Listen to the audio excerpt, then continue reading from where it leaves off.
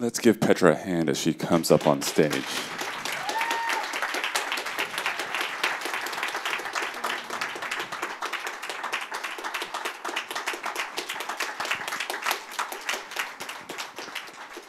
Tim is parking, so he's going to slip in as he gets here, but we thought we'd get started just because Petra's here and we want to...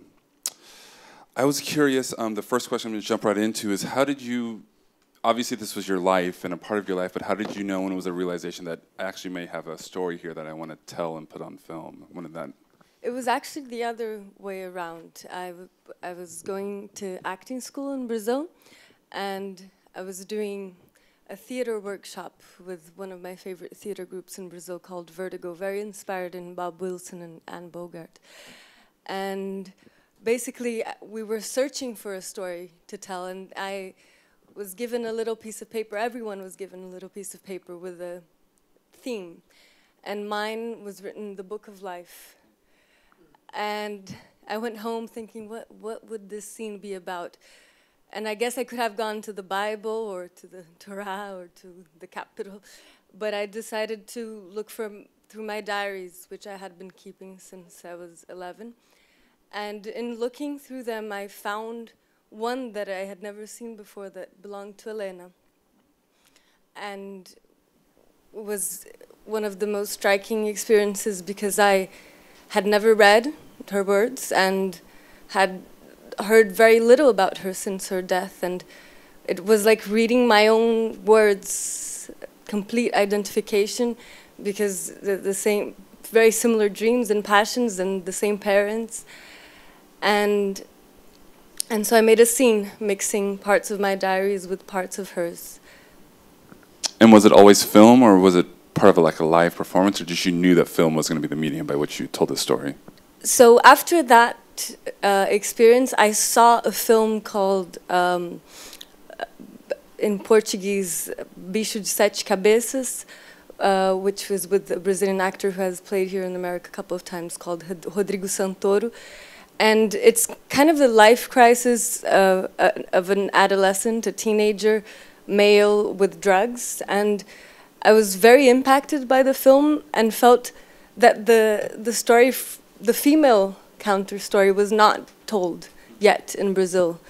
And while many young females that I knew were going through very similar experiences and taking medications and trying to take out their lives, I didn't see that story being told there. And I felt a kind of duty of representing that story somehow, and promised that one day I would make a film about these Ophelias. And then what was the process after that? How did you kind of, because you had the video footage, you had the audio tape, so you had all this, how did you kind of start piecing it together? How did that come Well, from? I had no idea that existed. Oh. Yeah, and neither did anyone, because it was just like forgotten in a garage.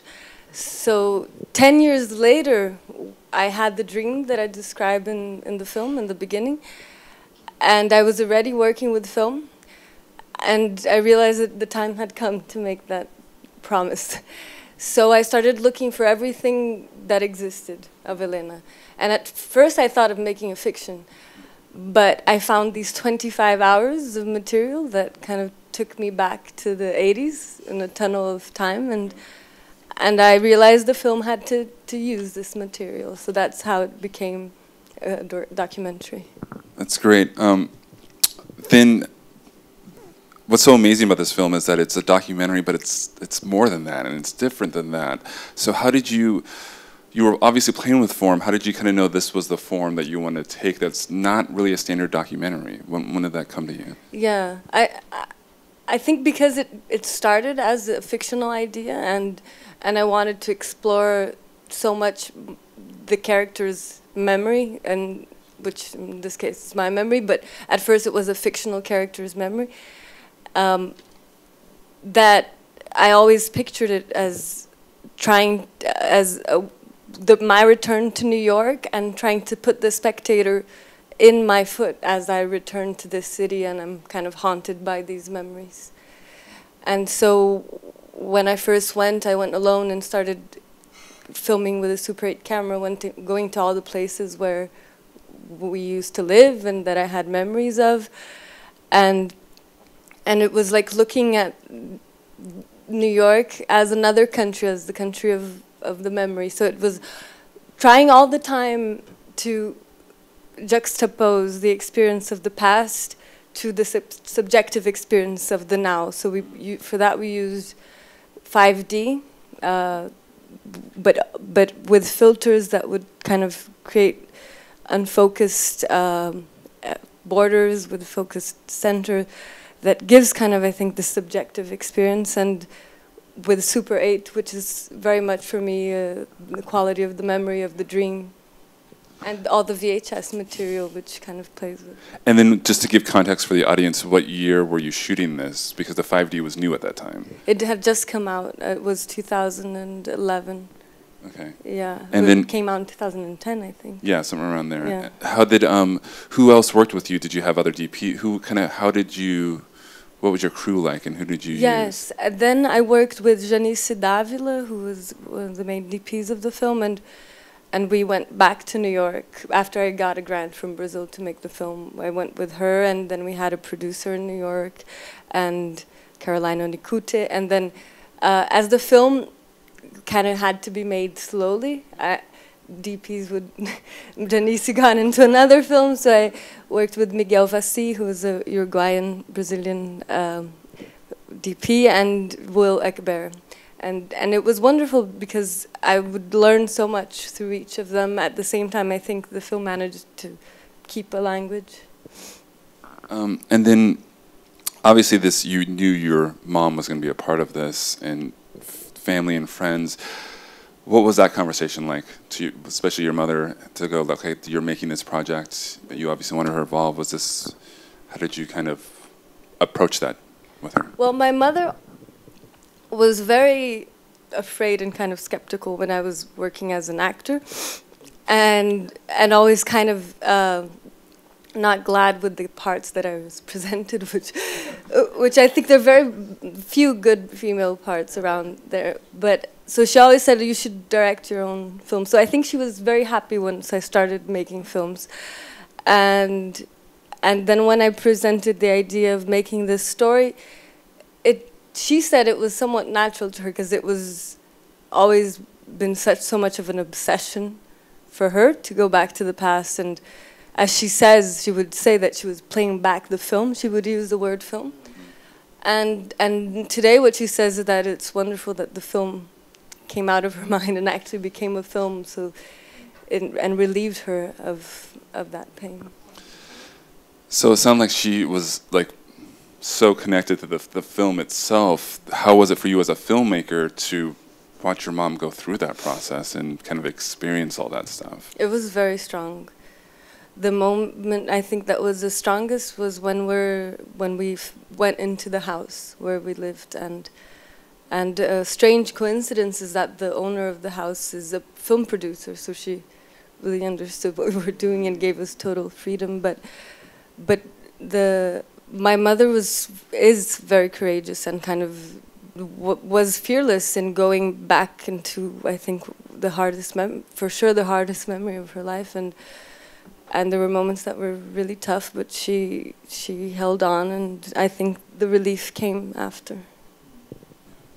And then the editing process for you in this film, from what I've read, had its own life to it. You've cut. Yeah, we're checking to see if Tim's around. It had its own life where you cut a lot and changed a lot, and it sounded like the film that it was at the end was not quite the film that it was at the beginning of the editing process. Can you talk a little bit about that? Yeah. I worked with 3 editors also because they had a life of their own. Yeah, I co-wrote this film with them. It was really important to have their vision. The first editor, we worked until the moment where Elena dies, and so we're making a film solely about Elena at first, and really filled with interviews, because I had interviewed 50 people. I came to New York with Elena's address book from 1989 and found almost everyone there and interviewed them, even the casting tape was given to me by Silda Shar, who's one of her friends. But then, so that film was a mixture of, it was a mixture of more traditional documentary with a lot of interviews, and which I think there's amazing material because, and it's all in the extras, which you can find in the DVD at Amazon. But it's amazing material because, for example, you see my mother talking about something that for me was really heartbreaking, which is how, for her, being in the fight against the military dictatorship in Brazil, she felt like she was in war, and being in war, she had to rear her child to be kind of independent of her in case she would die. And only 20 years later, when Elena was talking about this emptiness she felt inside, did my mother realize how kind of wrong that thought had been and how it had created a gap between them, and was starting to try to fill that gap with love and affection that had been lacking out of love and out of protection. So that is something, just sorry for the whole big deviation, but that couldn't fit it into this film. But a lot of this legacy of the psychological legacy of what a dictatorship can create. How, as a filmmaker, obviously all that had meaning for you, and you resonated with a lot of it. What was it like to go, okay, that's not, the story wants to be something else. It's telling you what it is versus you having these ideas maybe at the beginning of all these interviews and all this stuff. It obviously kind of became different. What was that experience like? Yeah, like as a filmmaker? I think you really have to submit to the film that is born in a way, and that film was very much about these three women and how, and concentrating on what I think is a bit the Ophelia archetype, and which guided me since the beginning, which is this impetus of desires and emotions that want to come out but feel that you drown in them. And hey, Tim. Let's give Tim Robbins a hand as he's coming on up.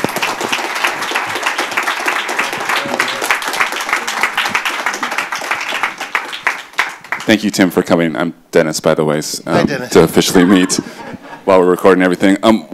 This is actually a perfect timing because I kind of wanted to talk about, as you're here, Tim, we're talking kind of got into the story process, just the themes.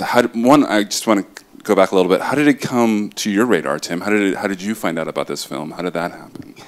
Well, Petra accosted me. Well done. It's using your name in a way, it was like Petra accosted me. In Berlin, I was on the jury of the film festival there, and I was at a function after a screening, and she came up to me and started talking to me about her life and her film, and also was someone that had seen, was in New York when I did a play called Embedded at the Public Theater, and talked to me about that. And so I was interested in her story, and so she gave me a DVD, and when I got back to Los Angeles, I watched it. I get that a lot, people giving me DVDs, but there was something very compelling about her story that made me really interested in what story she was telling in this movie. And I was really delighted to discover the unique kind of way she told a story, and what I was most impressed with was that the subtext was never really alluded to, which is her parents' story. I mean, it was touched on, but that story of what happens in families where parents are actively involved in their society and try to make a difference and try to make a change in it, and how that kind of struggle can visit itself upon the children. And I thought that was something that was really quite moving. As a father of 2 daughters, I was completely moved about that kind of family dynamic of what parents, how their lives affect kids. I'm curious too, the other things that I was, obviously with an audience full of actors, it was clear that the story of the challenge of an actor, the ups and downs, I'm curious for both of you, because you both have had your own journeys as an actor. Can you talk a little bit about that, how that theme resonated for you in the movie, and kind of how you sat with it?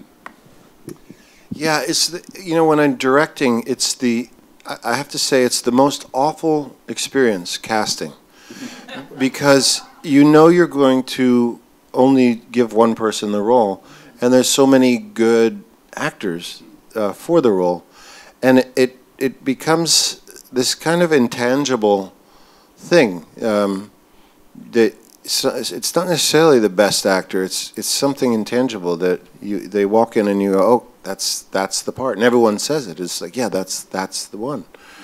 And the idea that in this process that I have to participate in the breaking of hearts is really awful. And as an actor, I feel it profoundly, because I've been in the situation where I've been in an audition, I know I've done a great job and not gotten the part. And so that kind of experience that she touches on in the film of, if we're going to be at our best as actors, we have to be raw, we have to be sensitive, we have to be open to all of the pain and the sensorial experience in the world, and oftentimes there's no protection for disappointment, there's nowhere to go to process that pain, and in order to be a good at what you do, you have to remain open to that vulnerable nature. And so I found that was something that was kind of heartbreaking about Elena, is that she was a raw nerve, and she was someone that, given a different circumstance, a couple breaks, who knows. How was that then for you as you were next? Because you even talk about in the film that you were tracking your age along with Elena as you were in New York. Mm-hmm. So what was that experience for you through the challenges, knowing that the story that had just come to be with your sister? Well, I think it's very hard to. I think it's not great to just depend on acting while you're a teenager. At least from my experience, it's a moment where you're forming your identity, and to form your identity depending so much on other people's visions of you, as you depend as an actor of how the directors and the audience view yourself, without the distance of having a film and working with a crew. I don't know, it can be quite unbalancing, and for me, having the opportunity to act and then to study anthropology and understand a little bit of, and distance yourself and kind of let go of your neurosis and see the world from a perspective that is a bit more distant, was very healthy and also nourishing, then to go back and see what stories I wanted to tell and how. I think there's a danger in acting, which is to become too self-immersed, and how that self-immersion feeds into fears and neuroses, but also the other way around. Of course, it can be extremely healing. And for me, performing Ophelia's as I was a teenager was extremely healing experience. So just something I think to be careful and to equilibrate balance with something else, with another action. We talked a little bit about how this is definitely not a standard documentary. How do you, in talking to Tim and then Tim talking to other people about what words did you use to describe it, how did you describe this film to people to kind of get them into the world and into the feeling of what this was? How do you guys describe this film? I view it as a poem, a beautiful poem about life, and the way she filmed it and the way she tells the story is quite fresh, quite in a lot of ways kind of reinventing the idea of what a documentary can be, how it can be intensely personal and quite poetic. How did you describe the film? When you were, you know, talking to Tim or other people, what were the words you used for this film? When I had to use one sentence, I joked, it's a vertigo between two sisters. And Vertigo is a film that inspired me a lot, too. That's great. Going back, on your website, you have a lot of partnerships with mental health organizations. Can you talk a little bit about those? How did that come to be for maybe people that are watching the video or people in the audience who may need help in that, as they're kind of talking about finding that balance and finding that, how did that come to be? Yes. We partnered here in the United States with the Samaritans, which are the biggest foundation for suicide prevention, and David Lynch Foundation that encourages meditation, and we did the same in Brazil as well, with the hope that the film can help, and there it really worked a lot in bringing awareness to suicide and suicide prevention and the importance of the work that these organizations are doing. That's great. As you guys have been showing the film and talking with audiences, what's maybe surprised you? What conversations have come up? What are the things that you seem to be talking a lot about with people, or what are they resonating with about this film? Well, for me, it's, I think, the most rewarding, because I always saw the film as an invitation for people to dance with their own unconsolable memories, and to possibly inspire them to make films or plays or write pieces about loved ones they lost, or a dark experience of their own lives, and bring light into it. Because I think ultimately film is light and attention, and in bringing attention, many knots are dissolved and transformed into other things, and I've seen that happen, and it's very beautiful. This idea of testifying, you know, to a memory, which I find is a really inspiring thing to view and to watch and to absorb yourself in, because we all have those memories that we want to testify to. And as Petra says, sometimes inconsolable. And maybe there is consolation, maybe there's light in telling the story. I want to get a little technical because I'm just curious about a couple things. How did the shot down the river with the women, can you just kind of give us a behind-the-scenes glimpse of how you set that up? Where was that shot? Because it's so beautiful, but I know it had to take a lot of work to make that happen. So I'm just curious how you made that happen. It's actually quite simple. Okay. Learn from the master. Here we go. No After Effects. It's a place near São Paulo of the Atlantic Forest, and that river is called Black River in indigenous language, and it's really black, and there's a bridge. I used to kayak in my childhood on this river a lot, and there's a bridge where this highway passes through that you see the river from just up, and so we had all these friends and friends of friends come with beautiful dresses and freeze their way. That was the hardest thing, because it was really freezing. But I was also in the water, so I had some kind of integrity to ask them to do it again. And yeah, we just shot it from up and kept and had them repeat a couple of times. It's so beautiful, and it's just so touching. There was a shot, if I remember correctly, you got to play Ophelia. Was that, you said from the beginning that was going to be a through line for you. Was that even in the editing process, was it from the beginning through the editing process something like, this is what I want to keep, this is something that I'm like, as much as I cut, that's there? No, I wish I had that certainty, but I think this film took much longer because of lack of self-confidence. That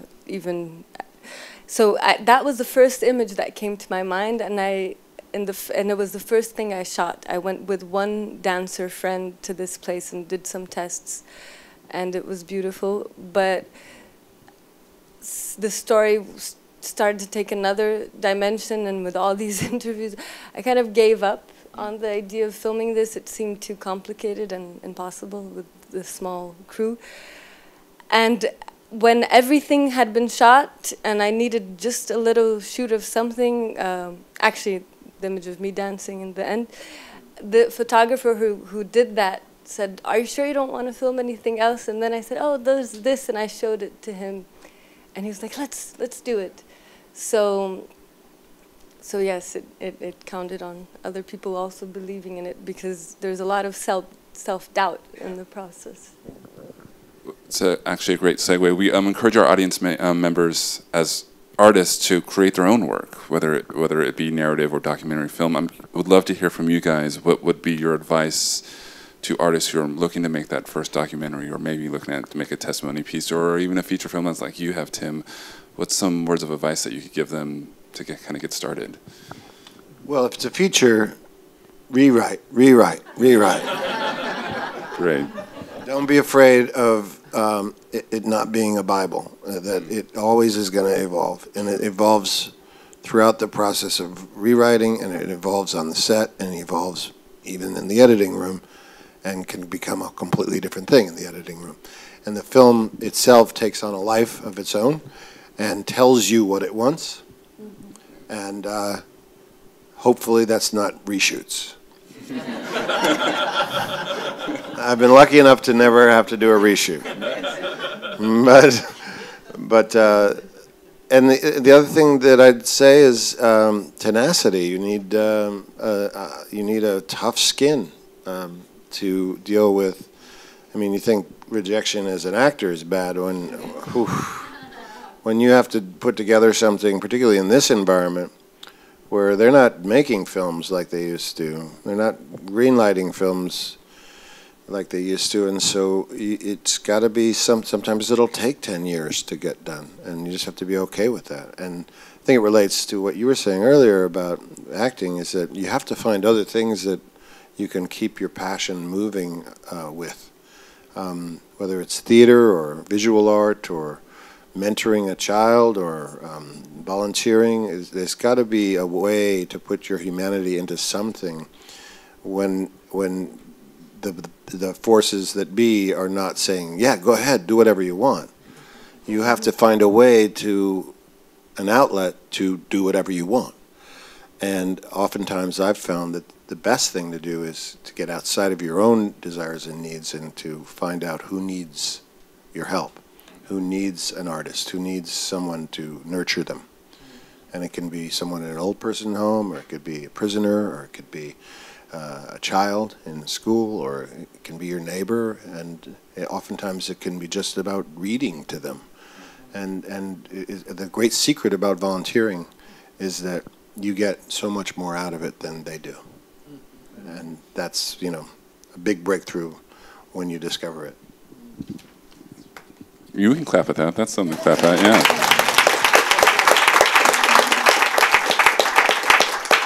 A lot of what Tim said resonated with our earlier conversations about your project kind of taking its life, and especially as you move into the editing room. What are some of your recommendations for maybe some artists who maybe want to tell a family story or tell a story in a documentary form? What would some advice be for them? That was beautiful. And just as a parenthesis, my mother recently found a letter of Elena, the moment where I described that she went back to Brazil. She went to the Amazon to volunteer with the family there, and it was also, and it's a beautiful letter saying how involved she was with that, and also campaigning for the left-wing president at the time. So yeah, I agree completely, coming out of your own skin. But then when you start making the story, go as deep in your skin as you can, and I think just not saying no to anything that appears, and was very helpful for me, and not censoring. what would seem like obscene or something that the audience would judge badly, which many people were fearful in the process who were working with me, like, oh, people will judge your mother so badly if you show this, or will judge your sister, and I think it's precisely those moments that make the film moving. So yeah, not to fear what seems to be fearful. I think we should give her a hand for that as well, yeah.